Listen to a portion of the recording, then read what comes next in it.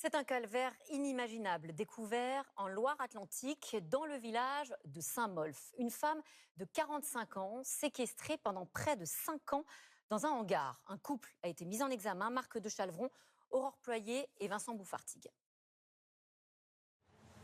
Comment la victime, cette femme de 45 ans, a-t-elle pu rester enfermée dans ce garage pendant 5 années dans des conditions épouvantables?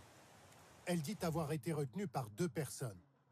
La locataire de la maison, une aide-soignante de 60 ans, et un homme de 82 ans. Nous avons réussi à entrer en contact avec ce suspect qui a été libéré sous contrôle judiciaire. Il est d'ailleurs revenu vivre dans le pavillon. Il nous a expliqué comment la victime était arrivée dans la maison en colocation. Quand elle est arrivée, elle était en bisbille avec son mari. C'est pour ça qu'elle est venue vivre chez mon ami. Au début, elle vivait dans la maison. Mais elles ne se sont pas entendues. C'est suite à ces disputes que la locataire aurait enfermé la victime.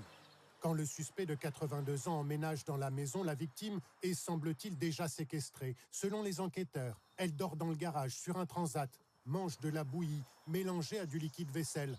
Le suspect reconnaît aujourd'hui avoir été complice.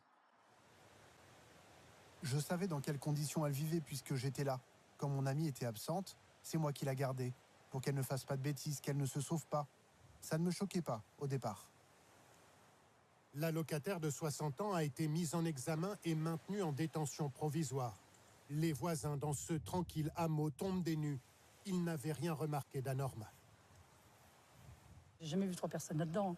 On voyait une dame, on a l'impression de 2 personnes âgées qui vivaient, c'est tout. De toute façon, ils baissaient toujours la tête, c'est des gens qui ne saluaient pas. Ça m'a glacé le dos. Franchement, on passe devant tous les jours. Parce qu'on n'a pas le choix de remonter la rue pour la Guérande, on passe devant tous les jours. La victime avait totalement disparu aux yeux de l'administration depuis 2022. Elle a été hospitalisée suite à son évasion, considérablement affaiblie.